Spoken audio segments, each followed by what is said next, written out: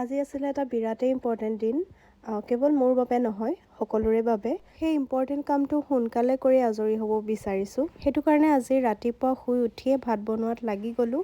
এয়া মচুন্দৰী আৰু কণ বিলাহী আমাৰ ঘৰৰে মই কেইটামান ছিঙি আনিলোঁ দালিত দি বনাম বুলি। ইম্পৰ্টেণ্ট দিন বুলি কোৱাৰ কাৰণটো হৈছে আজি ইলেকশ্যন আছে। আমি ঘৰৰ সকলোৱে যাম ভোট দিবলৈ। সেইটো কাৰণে সোনকালে ভাত বনাই আজৰি হৈ লৈছোঁ। ভোট দিয়া মানে কেৱল এটা ডিউটি নহয়, এইটো আমাৰ অধিকাৰ আৰু ৰেছপঞ্চিবিলিটি। সেইটো কাৰণে মই সদায় চেষ্টা কৰোঁ ভোটটো দিবলৈ। ভোট দি ওলাই আহি মা আৰু মই এয়া চাটুগুৰিৰ এটা ড্ৰিংক খাই ল'লোঁ।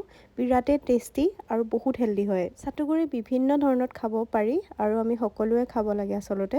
একদম প্ৰটিনেৰে ভৰপূৰ, ফাইবাৰ বেছি থাকে, এনাৰ্জি বুষ্টাৰ, গৰমত শৰীৰ ঠাণ্ডা কৰি ৰাখে আৰু হজমো সহজে হয়। দাদাজনে সঁচাকৈ বিৰাট টেষ্টি বনাইছিলে, একদম মজা লাগি গ'ল খাই। পূৰা লগালগ এনাৰ্জি আহি যোৱা নিচিনা লাগিলে।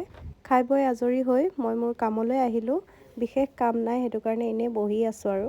তাৰপিছতে গৌতম আৰু মই খাবলৈ সোমালোঁ। এয়া ভেজ পকৰা বিৰাটেই টেষ্টি, চিকেন ম'ম' এইটোও টেষ্টি। আমাৰ ঘৰৰ ওচৰতে এখন ৰেষ্টুৰেণ্টত খালোঁ। ঘৰ আহি পাওঁ মানে ৰাতিয়ে হ'ল। আহি পায়ে গৌতমে তাৰ ফেভৰেট পৰ্ক বনালে আৰু এজ ইউজুৱেল মাংস বনোৱাৰ সমস্ত যোগাৰখিনি বেলেগ এটাক কৰি দিব লাগিব। সি কেৱল কেৰাহীত পাতি বনাব।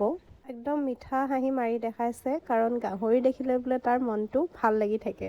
আৰু এটা কথা মই এতিয়া মন কৰিলোঁ, মই আজি ৰাতিপুৱাৰ পৰা কেৱল খোৱাতে বেছি ফ'কাছ কৰিলোঁ নেকি। বাৰু ভিডিঅ'টো আৰু দীঘল নকৰোঁ, ইয়াতে শেষ কৰিছোঁ। আকৌ লগ পাম, বাই।